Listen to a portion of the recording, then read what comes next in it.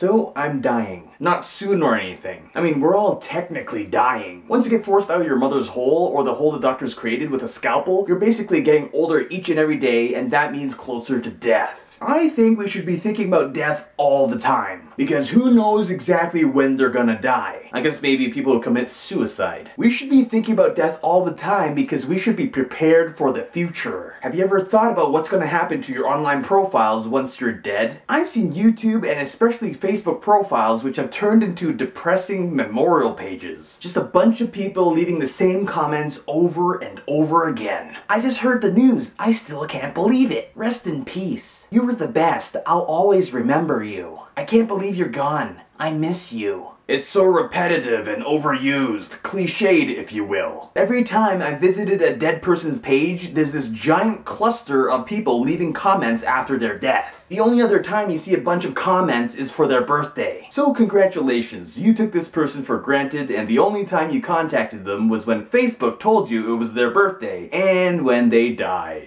What's with leaving them comments anyway? It's not like they're gonna read them. I can understand if you talk to them at their grave because that's where their body is buried and it's a likely place that they're gonna be floating around as a ghost. But I'm pretty sure they're not gonna be hanging around a computer screen or a phone just to see your posts. I actually know 5 people who used to make videos on YouTube who have died. Some of them died of diseases that I didn't even know they had. Some of them died and I didn't even know about it until weeks or months later. I guess that's what happens when you sort of know someone online but you don't know them in person, so you don't get the news of their death. But what about super popular YouTubers? Am I the only one waiting for one of them to drop dead? I know that sounds horrible, but I just want to see what would happen. There would no doubt be a bunch of teenage girls making sad, depressing videos of them crying over someone they don't personally know. But I understand it. You've grown with them over the years and you see them every single week and you have this connection with them, right? A connection that isn't really there. I'm sorry, but that's the truth. Here's to hoping that this truth is buried into your subconscious, and one day when the time comes that your favorite YouTuber dies, you'll be thinking, why am I so sad about this? I don't know them personally. Wait a second, I'm only sad because they won't be around to entertain me for free. I am a horrible person. Seriously though, what's gonna happen when a super popular YouTuber dies? I'm fairly certain that a bunch of their viewers and their super popular YouTube friends will make videos about their death and monetize the videos with advertisements. Sadly, I've witnessed this before from people talking about the deaths of lesser known YouTubers. What is wrong with you people? You're making money off of someone who you enjoyed. And if you knew them personally, congratulations, you're cashing in off of your dead friend. Where is that little voice in the back of your head going, hello Sam, this isn't the right thing to do? It probably doesn't sound like that, but you know what I mean. What is going on in your head? I don't understand. Is it like, yup, I just sat here and made a video in my bedroom talking about my buddy who died the other day, now to upload it and watch the money roll right in? I don't know, it just seems wrong to me. If I were the dead friend, I'd be like, bro,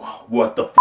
Every time they'd make a video, I would appear behind them, so when they edit the video, they'd shit their pants. But then they'd probably upload the video and call it a ghost sighting and get more money off of me. God damn it. All I know is that if I ever die in the near future, no one online will suspect a thing, and it will be great. I don't have super close BFFs with internet people, and I keep private things separate from the World Wide Web, so it's gonna be perfect. I know what you're thinking. How am I going to die and convince people that I never did? Well, here's my plan, and while I'm talking to you, I'm wondering why I'm telling you. I'm going to be uploading videos onto YouTube, but on a scheduled release. I don't know if you know this, but if you upload a video nowadays, you can set the time and date for when it goes public. So right now I'm in the process of uploading short random videos and setting their release dates for the future. And if I'm not dead by then, I'll just bump the release dates further into the future. So whenever I die, you and generations after you, your great-great-great-great-great-great-grandchildren, will continue to get new videos from me, and while wondering how it's possible. It's the greatest plan ever. The only problem is if I'm still alive and making videos when I'm 80. I'll keep pushing the unreleased videos further and further into the future, and when I do die, the unreleased videos will have me looking young again. But that's not gonna stop me from doing it anyway. I will become digitally immortal.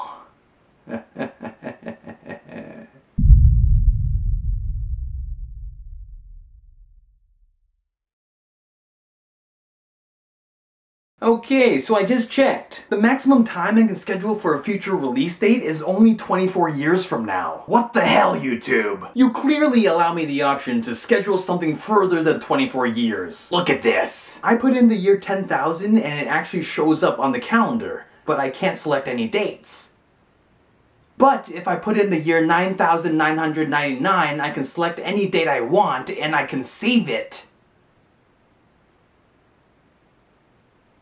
But if I refresh the page, it gives me 2037. God damn it, YouTube! First you screw up subscription inboxes and now this? Why can't I schedule a release date for thousands of years into the future? This site is a piece of shit now. Google.